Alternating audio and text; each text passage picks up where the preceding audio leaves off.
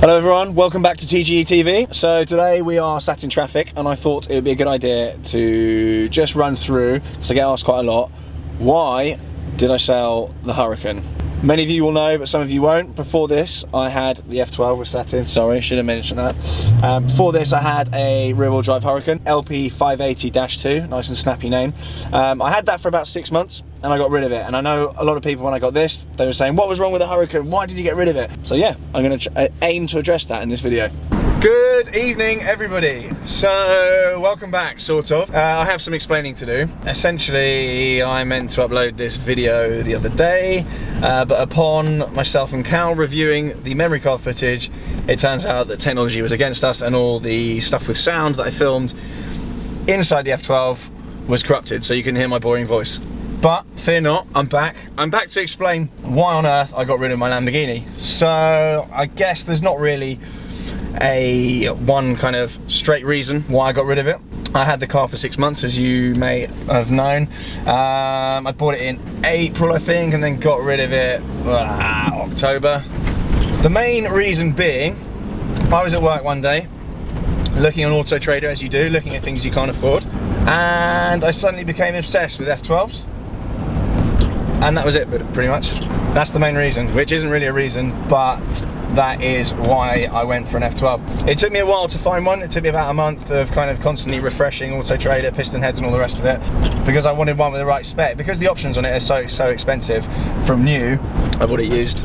Because the options are so expensive from new, I waited ages and ages waiting for one with the right spec to pop up. It had all the carbon inside it, nose lift and the stereo and all the rest of the stuff that I'll bore you with another time. So yeah, effectively, why sell the Huracan? Not one major reason, impulse really, and I couldn't afford to keep both, so I thought I'd get rid. Also, a contributing factor was the fact that the Huracan there's only about 12 of them or so in the UK, the rear-wheel drive ones, and I knew that Lamborghini, well, I don't know if they will actually, but they're going to release more allocation in 2017, so that would have reduced the value of the Huracan. I'm all about residuals, I'm quite boring like that, and some people hate that, but I don't really care.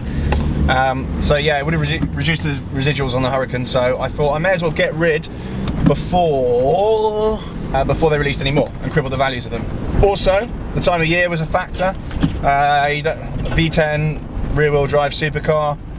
Did I really need that for the winter? No, but that said, I did go and get a V12 rear-wheeled supercar, so that doesn't really make any sense. Some of you may or may not know, I consider it to be a massive upgrade. Where am I going? Am I going right here? Yeah, you're going right. Ah, bollocks. Oh, I missed it. Nah, we're going to get hit by a van. What was I saying?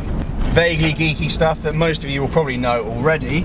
The Huracan was a 5.2 litre V10, naturally aspirated, putting out 570 brake horsepower, hence the name LP580. Lamborghini rounded it up. The F12 is a 6.2 or 6.3 litre naturally aspirated V12, putting out 731 brake horsepower, I think. Totally unnecessary. I did not need the power hike from 572 to 731.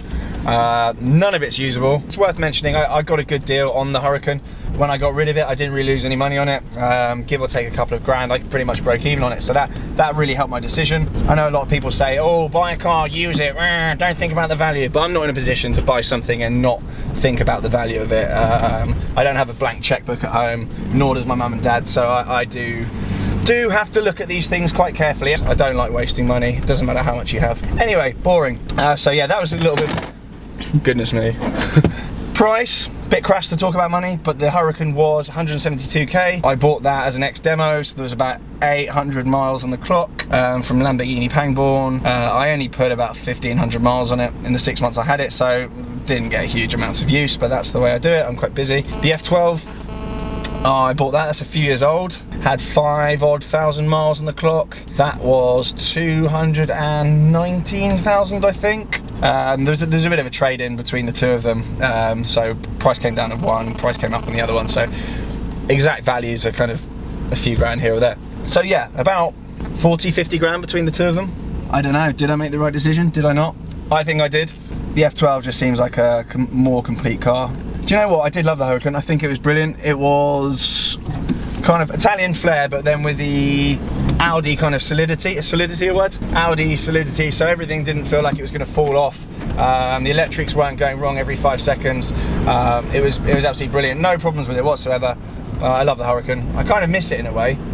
So, which one do I prefer driving? Obviously, I'm going to say this anyway, but I truly mean it, F12. F12 is such an all-rounder. I'm quite dull. I like comfortable cars, and that thing drives like a Bentley in comfort mode. Ah!